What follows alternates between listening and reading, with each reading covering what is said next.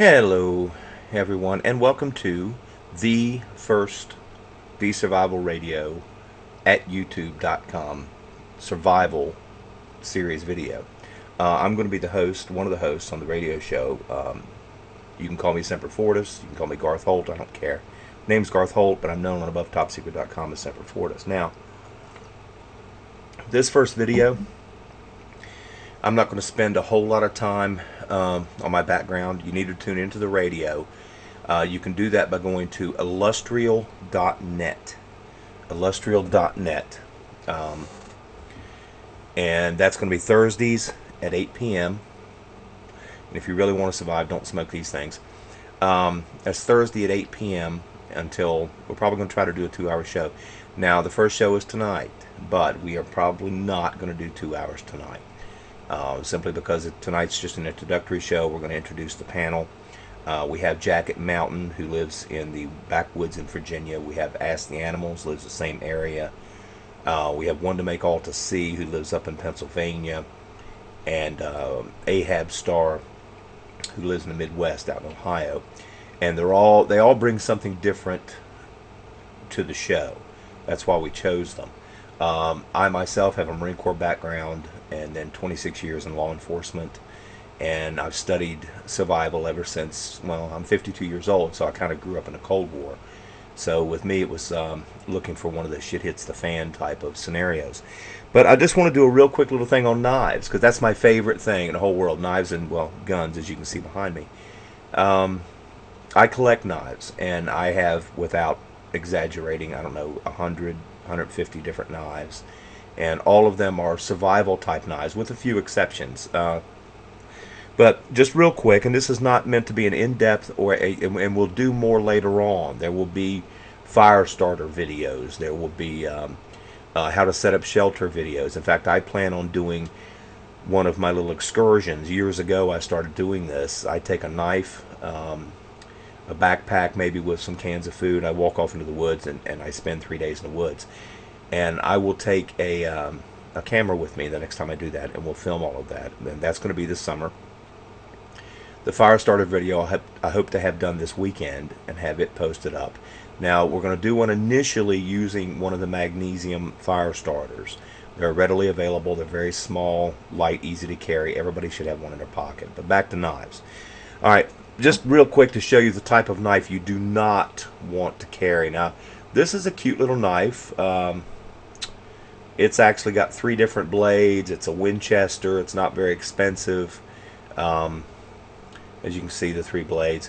Now, it's a fairly thick-bladed pocket knife. It's very, very sharp. But why do we not want to carry this? And it's because it's not a lockback. If you go stabbing something with this, and that knife blade folds up all of a sudden unexpectedly, you can lose the better part of a finger. So, as far as carrying a pocket knife goes, you want to carry something along the lines, and you'll notice many of my knives are Gerber. I happen to really like Gerber. I also like Case. Schrade is a big favorite of mine. I've got some decent Schrade long knives, but if you're going to carry a pocket knife, this is extraordinarily light. The casing in this Gerber is made of titanium. It's very sharp. It's got a tanto point, so it's very strong. It's got a good thickness to the blade, and it's even got the addition of the serrated blade at the bottom. Now, I can take or leave the serration because sometimes it's more trouble than it's worth. But this knife is one of those that can be opened with one hand, and that's very handy in case you're doing something with your other hand or your other hand is hurt. And it can also be closed with one hand, but be careful doing that. You can lose a finger. One of my non-Gerber knives. Now, this is a sweet little knife that I picked up, also a one-hand opener. I picked it up at the Great Smoky Mountain Knife Works, and then it's called a Ti-Lite because the casing is also made of titanium. It's cold steel. The thickness on this blade is very thick. Now, the problem with pocket knives, and what you're going to find if you ever use one in a survival situation, it's the same thing we all do.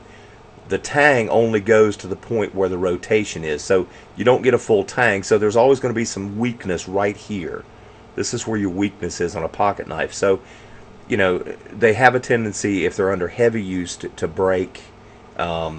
So they're not really designed. This is actually a stiletto style. It's designed for stabbing. It's not really designed for any heavy work. Now this is a knife. This is a Gerber, and it's actually designed for some pretty heavy work. It's got a clip for your pocket, which is sweet. The lock on this is different. It's got a sliding lock, as you can see. It's got a sliding lock and more of a safety type of thing. That's when it's locked. You move the tang down, and this can be opened with one hand also, although it is a little bit clumsy opening it with one hand. It's a little bit spring loaded. It's got a kind of an unusual tip on it, and it's also got the serrated blade. Not as thick as the cold steel, but it's got some other interesting attributes.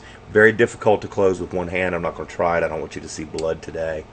It's got a little clip for, I guess you could hook your keys to it, or you could hook it onto a vest like you do when you're adventure racing. I've done some adventure races, and they're lots of fun. We're going to get to the long knives here in just a minute. This is another Gerber. Interesting. It's got, you know, the finger hole here, so you can steady the knife when it's open. It's also one that opens with one hand.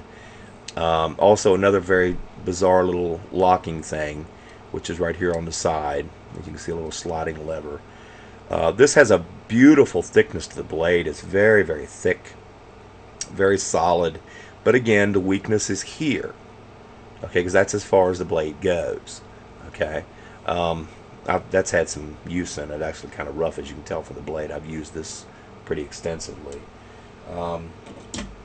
This is a little Italian job. It's a Robert Browning made in Italy. It opens very nicely. Very sweet shaped blade, nice thickness, good solidity. Now this knife I did carry in my uniform for probably 4 years. It opens and closes very sweetly with one hand, as you can see. Okay, so now pocket knife, you should always, don't go anywhere without a pocket knife. Never, ever, ever go anywhere without a pocket knife. Put one in your pocket. Well, except flying, of course. I'm not recommending anybody try to fly. That's a mistake. But what you can't carry are the long knives. Now, this is kind of my go-to long knife right here. I was in the Marine Corps, so I do love the K-bar. It is a nice design. It's got a wonderful, wonderful tip. It's a decent thickness. You'll see a much thicker knife here later on. It's got the blood groove, extraordinarily sharp right out of the box. It will shave the hair on your arm. I don't know if you can see that or not, but it shaves it nicely. Impacted leather discs, which are actually put together under pressure and glue. Very strong handle. This is a very strong knife. However, that being said, I have broken one. They will snap right here. They have a long tang, so it's a full tang knife. The tang goes all the way through the handle, but they will break. Trust me, it broke on me at a bad time. I was actually in mountain warfare school in Korea. Now, as far as a full-bodied knife goes, you cannot beat this knife. The brand is called Hen and Rooster. Look at the thickness of the blade. This thing is amazing. It's full tang.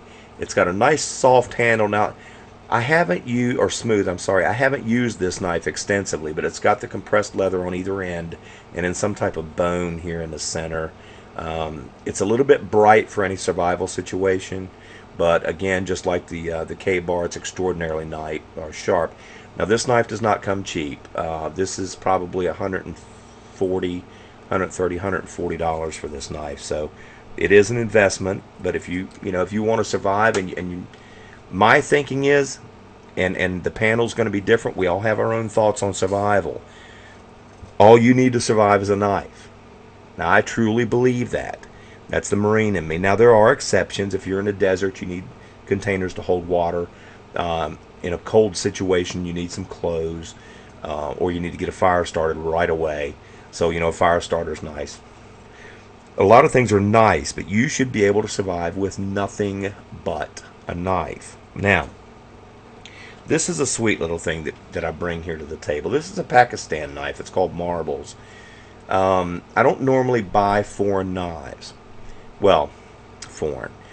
I buy German, Italian, Spanish, and American knives. Now, but what I bought this for is it's got a Damascus steel blade. As you can see, it's very thick. It's got a typical Middle Eastern slant, very, very sharp tip, extraordinarily sharp. Now, people love Damascus. They swear by it. I can go either way. It's nice. Supposedly they stay sharper.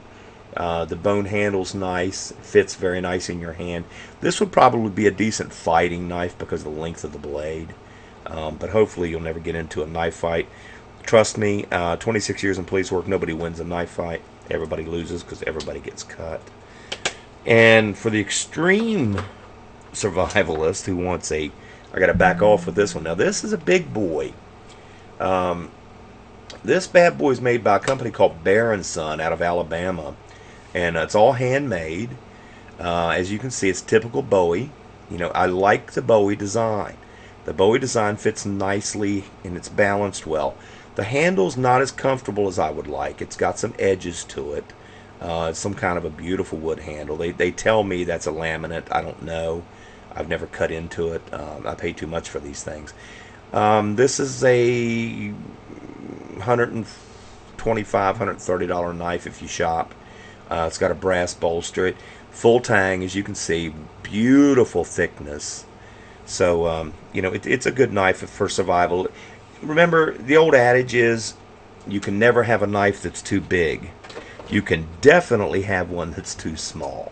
So, with that being said, let's conclude this as our first video from The Survival Show, which is, again, airing every Thursday at 8 p.m.